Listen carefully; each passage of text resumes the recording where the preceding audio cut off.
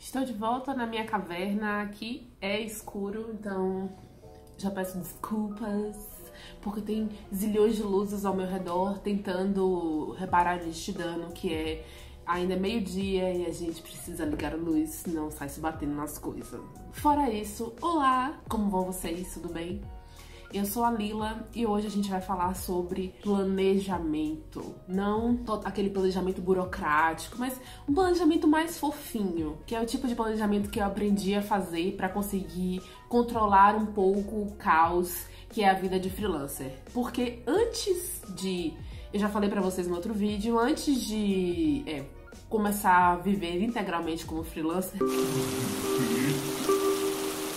Mentira, gente, que dramática. Eu tinha uma vida dupla, eu trabalhava 8 horas por dia e trabalhava também como freelancer à noite. O que acontece? Eu precisava organizar a minha vida de alguma maneira e eu comecei a utilizar bullet journal e comecei a utilizar outros métodos de planejamento para conseguir organizar os trabalhos dos clientes, conseguir organizar meu trabalho autoral, fazer outras coisas e manter a minha vida em dia e ainda ter vida social, porque senão a gente não faz nada além de trabalhar. Não sei se vocês estão sabendo, mas é verdade. E aí, o que acontece? Eu testei vários tipos de planejamento na minha vida. Alguns funcionaram, outros não. E hoje eu vou mostrar pra vocês os que eu considero que funcionaram, os que eu considero que não funcionaram e o que eu tenho utilizado atualmente. Pra começar, eu queria responder algumas perguntas que me fizeram no Instagram sobre isso. São uns comentários bem fofinhos que me deixaram lá no Instagram. A primeira coisa... Na verdade, isso foi uma coisa fofa da Gabi, a Love Six. E ela falou, aprendi a organizar minhas leituras com post-its com você que lia Americana. Quero seu programa na GNT. É porque eu faço isso daqui. Essa agenda, a minha agenda de 2017, ela já tá um caos. Eu vou falar sobre ela daqui a pouco. Eu coloco post-its pra tudo, assim, tipo, nas laterais das coisas, especialmente nos livros. Eita, sacudiu tudo aqui, mas tudo bem. Especialmente nos livros, porque eu tenho pena de marcar livro. Então toda vez que eu acho uma coisa muito interessante, que eu acho uma fala interessante, ou uma ideia interessante, ou que eu quero me lembrar daquela passagem do livro em algum momento, enfim, quando eu quero falar com as pessoas, nossa, esse livro é muito legal e tal, e tem sempre aquele pedaço do livro que me chamou a atenção, ou até para escrever sobre o livro, eu também acabo fazendo isso, colocando um marcadorzinho, que são esses post-its aqui. Eu tô sacudindo a câmera, mas essa vida é assim, né? Eu tiro um, destaco um e coloco no livro. Eu também fazia isso no bullet journal. E aí, um dia eu mostrei acho que eu mostrei no Instagram. A segunda coisa foi como eu faço para manter as minhas anotações em dia. Eu tenho dificuldade de lembrar. Eu também tenho dificuldade de lembrar. Mas isso depende do método que a gente escolhe pra fazer o planejamento. Por quê? Quando eu comecei a usar planner, eu acho que eu tive mais dificuldade de lembrar, especialmente porque eu comecei a perceber que era muita pressão pra fazer tudo muito bonitinho. Então, eu acabava não lembrando de colocar a anotação lá, porque eu não tava muito afim de fazer coisas bonitinhas. Já no bullet journal, eu acho que como era mais automático pra mim, e eu não sentia tanta cobrança pra fazer as coisas bem engraçadinhas e bonitinhas e tchutchucas, eu acabei usando mais, então eu lembrava mais de colocar as coisas. A minha dica é: faça o que você se sentir mais à vontade pra fazer, coloque do jeito que você se sente mais confortável, porque você só vai lembrar de anotar as coisas se você gostar de fazer aquele método de planejamento. Se você não gostar, você infelizmente não vai lembrar, porque a gente é assim, a gente não gosta, já faz um monte de coisa na vida que não gosta de fazer, né? Aí a gente bloqueia mesmo e não faz. A outra pergunta foi: como você começou a usar ferramentas de organização? Você conhece a Infinito Papelaria? Não conheço, mas eu vou procurar, porque se tem uma coisa que eu gosto é de papelaria. Eu comecei a criar produtos de papelaria pela minha paixão por papelaria. Eu comecei a usar ferramentas de organização porque eu sou uma pessoa muito ansiosa e minha cabeça funciona assim. Se eu não estiver com um mínimo de organização, eu começo a entrar num parafuso, tipo, eu não vou fazer isso, eu não vou fazer aquilo, eu não vou fazer... Eu começo a enumerar as coisas que eu tenho pra fazer e eu não consigo fazer absolutamente nada. Então, eu comecei a fazer pequenas listas, até falei disso num post do meu blog, eu vou deixar o link aqui na descrição. E eu começo a fazer pequenas listas e aí eu vou ticando as coisas das listas. Foi uma maneira também de acalmar a minha mente pra conseguir produzir as coisas que eu queria produzir. Aí tem uma outra pergunta que é: você ensina a fazer um planejamento de estudos tão lindo que não deixa a gente desistir? Rapaz, em termos de planejamento de estudos, eu tô ainda aprendendo porque eu estudava música, eu estudei algum tempo canto e piano também, e eu quero voltar a estudar, então eu preciso desenvolver uma maneira que eu não desista de estudar, porque não é uma coisa fácil e acaba que a gente começa a ficar meio desestimulado. Então assim que eu começar a pegar umas maneiras de planejar, de modo que eu me sinta empolgada a planejar os meus estudos, eu certamente vou compartilhar com vocês. A última pergunta é: como você não esquece de preencher essa bagaça? O meu tá cheio de parte em branco. E aí a gente já começa falando, essa daqui eu já vou emendar no meu método de planejamento do início desse ano, que foi o planner. Eu comprei um planner da Lapome, que é grande, lindo, incrível. Esse planner, ele é muito lindo. Ele vem com uma cartela de adesivos imensa, ele vem com um monte de coisa. Ele só falta vir com uma pessoa para planejar com você. E planners são uma coisa que eu adoro ver as pessoas fazendo, eu adoro a estrutura deles, eu adoro tudo. Porém, o que aconteceu comigo? Eu me senti muito pressionada a fazer coisas bonitinhas. Então, no início, vocês vão ver neste lindo vídeo que eu fiz umas imagens, eu tentei, gente. No início, eu tentei fazer coisas muito fofinhas e colar adesivos e fazer várias coisas. Só que aí eu comecei a me sentir muito pressionada. Por quê? Como eu tava começando freelancer, mudei de cidade, então muita coisa aconteceu. E aí, mesmo quando eu não tava bem, eu ficava me sentindo pressionada a fazer as coisas da melhor maneira possível no planner. Quando o ideal é que a gente tente fazer tudo bem no dia que você quiser preencher com várias coisas fofinhas, você preenche com várias coisas fofinhas. No dia que você não quiser, você não faz. E como o planner é uma coisa cara e ele é uma coisa super complexa e bonitona, assim, não só eu, mas várias pessoas começam a se sentir meio tensas, porque pensam assim: poxa, eu gastei tanto dinheiro nisso, eu tenho que preencher, eu tenho que fazer um negócio bonito, eu tenho que fazer um negócio cinematográfico, entendeu? Digno de Pinterest.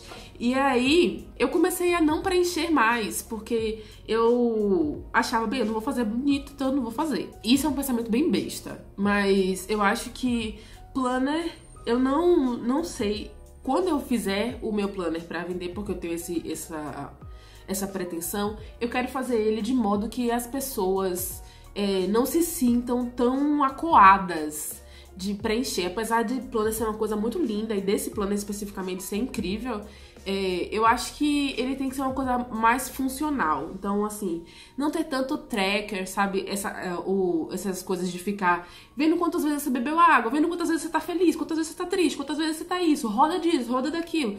Eu acho que tem que ser uma coisa que caiba dentro da vida cotidiana das pessoas normais. É o que eu tô tentando fazer. Esse daqui ainda é muito mais simples do que vários outros que eu vejo aí, que inclusive custam R$500. Porque, gente, tem planner que tem tracker, que é uma espécie de uma maneira de monitorar tudo que você tá fazendo. Tem tracker pra tudo, então eu acho que a pessoa fica louca. Em resumo, eu acho que o planner é muito lindo, muito incrível, porém eu ainda me vejo muito de bullet journal. Eu fiz em termos de agenda, no caso, né? Porque depois eu vou mostrar os planners que eu uso atualmente e que não é porque é meu, não, gente. É porque eu fazia isso no bullet journal e aí eu decidi criar mecanismos para fazer isso semanalmente, mensalmente, de uma forma organizada e bonitinha, sem que eu precise fazer decoração durante 2 horas. O que acontece? Esta coisa aqui era o meu bullet journal do ano passado. Ele não é bonitinho. Eu tentei começar com ele bastante bonitinho, como sempre acontece. Em janeiro tá tudo lindo, incrível, maravilhoso. E aí depois ele foi virando um caos. e as imagens confirmam que ele foi virando um caos. Mas assim, o que acontece de interessante nesse caderninho? Ele é um Moleskine que é quadriculado. E o que acontece de interessante nesse bullet journal? É que eu consegui usar até o final do ano, e eu acho que uma técnica funciona bem quando você consegue levar ela até o final do ano, não é mesmo? Então, feio ou não, eu usei ele até o final do ano, até ele acabar. Quando virou 2018, eu fui pro planner, e aí pro meio do ano eu já tava muito perdida, porque eu não conseguia carregar o planner pra todos os lugares, afinal ele era muito pesado, e eu não sabia o que fazer. Aí, o que aconteceu? Eu comecei a criar...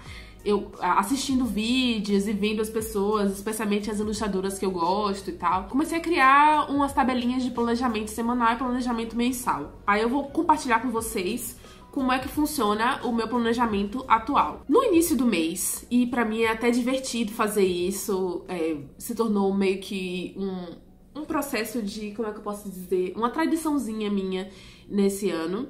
Eu espero que continue até o ano que vem. Eu pego... Como eu não tinha feito ainda na gráfica o meu planejamento mensal, eu já tinha feito o layout dele, mas eu não tinha feito na gráfica ainda. Ele ainda tá na gráfica, vai chegar provavelmente na semana que vem. E eu estou muito animada.